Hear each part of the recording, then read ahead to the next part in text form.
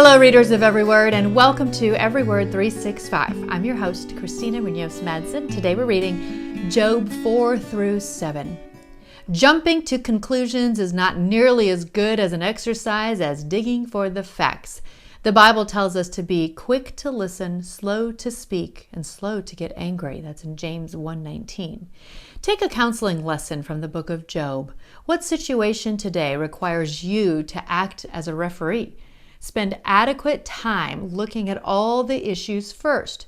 Give your counsel only after thoughtful, prayerful consideration of all the facts. That, of course, is in today's My Daily Walk in our Bibles. And then below that in bold print, it says, "No one gives advice with more enthusiasm than an ignorant person." Ouch! Let's be honest. We all know people like that, right? Maybe, just maybe, we've been that person. I encourage all of us to really listen to ourselves. Do we give advice when it's not warranted and or not wanted? Is the person you're speaking to just wanting to share/vent?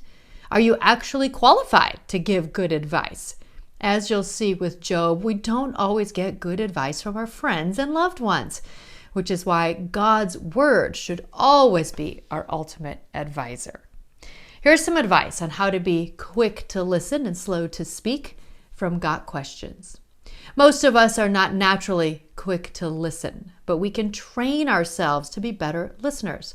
Good listening is active. It engages with the speaker. It understands the speaker's perspective, even if we disagree. When people feel heard, they are more willing to listen to our side. Being quick to listen actually opens the door to greater communication because listening shows respect. And when people feel respected, they are more likely to return that respect and listen to us. It is important for us to be quick to listen and slow to speak. God's word always shows us the best way, and when we follow it, we are blessed. Some great advice for no matter what relationship you're thinking about, whether it's a spouse or a mom or dad or a sibling or a work relationship. Learning how to be quick to listen can be very beneficial. So I'm including a link from Got Questions on that. Also on Eliphaz, which is the friend that we hear from today. So I'm including a link with more on Eliphaz the Temanite, and this is from that link. Eliphaz is an example of someone responding with the world's wisdom to suffering.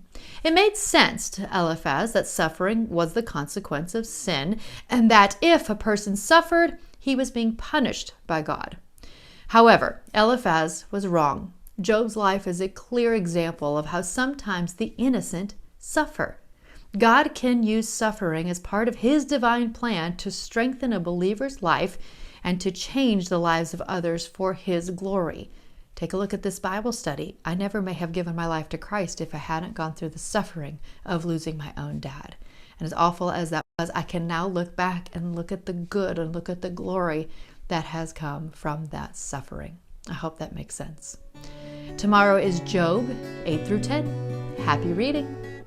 If you haven't heard, my family and I will be hosting a tour to Greece with Travel with Friends. This will be a 10-day Footsteps of Paul tour, and you are invited to join us. After we tour Athens, we will drive southwest until we reach the Corinth Canal, which connects the Aegean Sea with the Ionian Sea. We will drive on and visit the ancient town of Corinth, where Paul lived and preached for 2 years. The remains of the city, which include the Agora and Apollo's temple, clearly show how rich and important Corinth was in ancient times. We then traveled to an ancient port where Paul disembarked and returned back to Athens.